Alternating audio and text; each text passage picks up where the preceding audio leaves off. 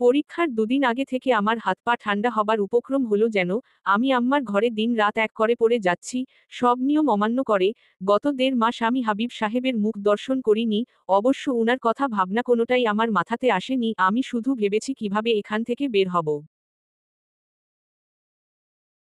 আমার শাশুড়ি আম্মার মাঝে পরিবর্তনটা বেশ পীড়া দিচ্ছে আমায়। মহিলা এখন আমাকে বড্ড বেশিই ভালোবাসায় সিক্ত করে রাখছে। এই আমি অনিয়ম করছি, উনি নিয়ম করে আমার খাবারের খেয়াল রাখছেন। মাঝে মধ্যে নিজে হাতে তুলে খাবার খাওয়াতে চায়, আমি খাই না। বেশি ভালোবাসা আবার আমার কপালে সহ্য হয় না। আমার ভাবনার সুতো ছিল ছোট আপার ডাকে, উনি আমার পাশের চেয়ার টেনে বসে বললেন, নীরা, তোমার প্রিপারেশন কেমন?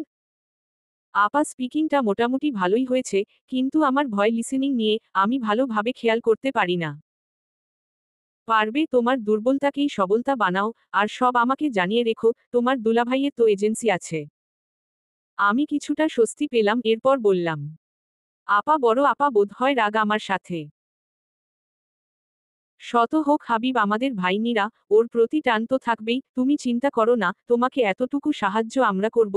কারণ হাবিবের অন্যায় ঢাকতে হলেও আমাদের তোমার পাশে দাঁড়াতে হবে, নয়তো মনুষ্যত্ব দুনিয়া থেকে হারিয়ে যাবে। এই বলে আপা আমাকে 3 লাখ টাকার একটা চেক হাতে গুজে দিলেন, মৃদু হেসে বললেন, নিজের সব দিয়ে চেষ্টা করো নীরা, আমরা চাই তুমি তোমার মতো বাঁচো, কিন্তু আমার ভাইটাকে বদদোয়া দিও না।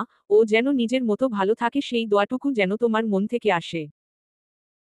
আমি কিছু বললাম না, আমার বলার কোনো সুযোগ উনারা রাখছেন না। তবে আমি বদদোয়া না দিলে কি হাবিব ভালো থাকতে পারবেন? জানি না। পরীক্ষা দিয়ে এসে আমার চিন্তার মাত্রা বাড়ল। চিন্তার থেকে এই বাড়ি থেকে বের হবার জন্য কান্না আসতো। হাবিব সাহেব গতকাল ফের মিতুকে বিয়ে করে ঘরে তুলেছে, এই নিয়ে সমাজে সালিশও বসেছে। তবে হাবিব সাহেব সবার সামনে দাঁড়িয়ে বলেছে, 2টা কেন 4টা বউয়ের দায়িত্ব নেবার ক্ষমতা আমার আছে। এই আমার ছোট বউ মীরা, ওরে আমি পুরো স্বাধীনতা দিয়েছি।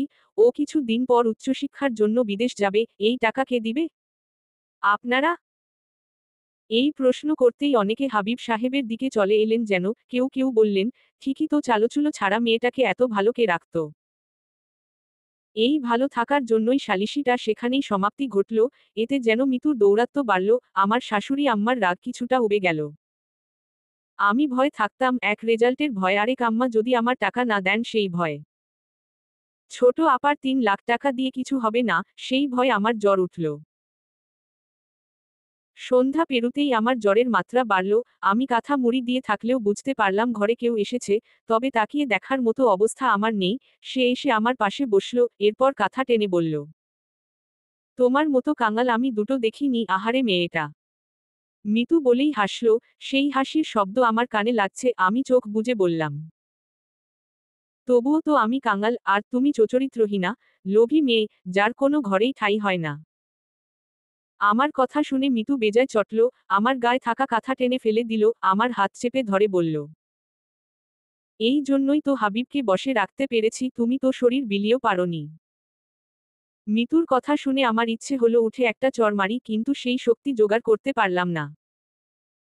মিতু আমার পাশে থেকে উঠে যাবার 5 মিনিট পরেই হাবিব সাহেব আমার রুমে আসলেন, আমার দিকে তাকিয়ে কিছুটা চেঁচিয়ে বললেন, মিতুকে নিয়ে কোনো কথা বলার অধিকার আমি তোমাকে দেইনি। এই বাড়িতে থাকতে হলে মিতুকে কিছু বলা যাবে না। উনি যে আমাকে বলে গেল।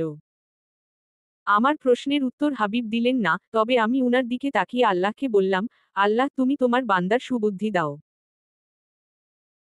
ভাগ্য আমার সুপ্রসন্ন হলো যেন। রেজাল্ট পাবলিশড হতেই আমার বুকের উপর থেকে 50 ভাগ দুশ্চিন্তা নেমে গেল। স্বাদ পাওয়াটা আমি আশা করিনি। ফোনের স্ক্রিনে পয়েন্ট দেখে আমি ঝোড়ো করে কেঁদেছি। আম্মাকে বলার পর উনিও খুশি হয়েছেন। উনি রাতের বেলা আমার ঘরে এসে বসলেন, খুবই নম্র কণ্ঠে বললেন, আমার বয়স হচ্ছে, হাবিব আমার ছেলে, ও যতই অপরাধ করুক মায়ের মন তো মানে না। তবে আমি তোমাকে ঠকাবো না, এতে আল্লাহ আমার উপর নারাজ হবে। তোমার কত টাকা লাগবে তুমি আমাকে বলো, আমি কথা দিচ্ছি তোমাকে কেউ বাধা দিবে না। আম্মার কথা শুনে আমি ফের কেঁদে ফেললাম, উনার হাত ধরে বললাম, আমিও আপনার মেয়ের দায়িত্ব পালন করব আম্মা। উনি আমার কথা শুনে হাসলেন, তবে সংকোচ আর ভয় দুটোই আমাকে তাড়া করে বেড়াতে লাগলো। ভয় আর সংকোচ নিয়েই আমি সব প্রসেস শুরু করলাম। ভার্সিটি থেকে অফার লেটার পেতেই আমার আকাশে ডানা মেলে উড়ার স্বপ্ন ডানা মেলল। স্কলারশিপটা পেতেই আমি খাবার টেবিলে আম্মাকে বললাম। আম্মা শুনে বোধহয় খুশি হলেন, তবে খুশিটা হাবিবের সামনে প্রকাশ করলেন না। হাবিব আমাকে দেখে বললেন, দোয়া করি স্বপ্ন পূরণ হোক। দোয়াটা বোধহয় আর লাগবে না। যাবি তো আমার শাশুড়ির টাকায়, আবার এত দেমাক। মিতু কটাক্ষ করে কথাটা বলল। আম্মা গম্ভীর কণ্ঠে বলল, ওর প্রাপ্যটা ও নিচ্ছে। নীরার দেনমোহর তো 8 লাখ। আম্মার উত্তর শুনে মিতু কিছু বলার সাহস পেল না। হাবিব আমার দিকে অদ্ভুত চোখে তাকিয়ে আছে। সে চোখে কোনো অনুভূতি নেই, তবে হাজারো বিস্ময় উপচে পড়ছে। আমার পাসপোর্টে যখন ভিসার সিল লাগলো ওই দিনটা সবচেয়ে কষ্টের আর আনন্দের মাইলফলক ছিল আমার জন্য। আমি কোনোদিন চিন্তা করিনি আমার সাথেও কিছুটা ভালো হতে পারে। ফ্লাইটের ডেট পড়তেই আম্মা খুবই মন খারাপ করলেন, আমাকে জড়িয়ে ধরে বললেন, নীরা তোমাকে বোধহয় ভালো কিছু দিতে পারিনি, তবে আমার মন থেকে তোমার জন্য দোয়া রইল। তোমার জন্য আমার ঘরের দরজা সব সময় খোলা। আমি আম্মাকে জড়িয়ে ধরে খুব কাঁদলাম, বললাম, আল্লাহ আপনাকে অনেকটা বছর বাঁচিয়ে রাখুক আম্মা।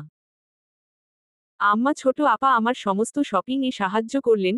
মিতু সবকিছুতে খুঁত ধরছে, এমনকি সবাইকে বলে বেড়াচ্ছে, বিদেশ বিভুঁইয়ে মেয়ে মানুষ আর কি করতে যায়। চরিত্র ঠিক থাকলে কি বিদেশে যেত। ওর সমালোচনায় আমার খুবই হাসি পায়। আমি দূর থেকে ওকে হিংসেও জ্বলতে দেখি, তবে ওর হিংসার আগুন আমাকে উঠে পারে না। আর দুদিন বাকি আমার চলে যাবার, তবে যাবার আগে আমি একটা অসম্ভব কাজ করে বসলাম। হাবিবকে সবার সামনে বললাম, আমাকে তালাক দিতে। আমার কথায় আম্মা বেশ মর্মাহত হয়েছে, তবে ছোট আপা বললেন, নতুন জায়গায় যাবার আগে অতীত ছুঁড়ে ফেলাই ভালো। তবে হাবিব আমার দিকে তাকিয়ে বললেন, তালাক কেন চাই? আমি গলায় জোর এনে বললাম, একটা অসুস্থ সম্পর্ক আমি বয়ে নিয়ে যেতে পারবো না, আর আপনি তো মিতুর সাথে ভালো আছেন। মিতু পাশ থেকে হাবিবের উদ্দেশ্য বললেন, হাবিব তুমি কি ভাবছ? হাবিব সাহেব মিতুর প্রশ্নের উত্তর দিতে পারলেন না, তবে আমাকে বললেন, আইনিভাবেই আমি তালাকনামা পাঠিয়ে দিব। আমার জীবনের এতটুকু উপকার করার জন্য খুবই ধন্যবাদ হাবিব সাহেব। হাবিব মৃদু হাসলেন, সেই হাসিতে বোধহয় কোনো প্রাণ নেই। টার্মিনালের গেইটের কাছে আসতে পিছু ফিরে কাউকে দেখলাম না। আম্মার সাথে আসতে চেয়েছিলেন, তবে হঠাৎ করেই উনার গ্রামে যেতে হয়, আর ছোট আপার সামনে মাসেই ডেলিভারি ডেট। হাবিব বোধহয় আসতে চেয়েছিলেন, তবে তার কি আর সেই সাধ্য আছে? তবে আমি মন খারাপ পাশে রেখেই উড়াল দিলাম অজানার পথে। সেখানে হয়তো আমার ভাগ্যেটা ঠিক হবে। চলবে। পরবর্তী পর্ব পেতে চ্যানেলটি সাবস্ক্রাইব করুন।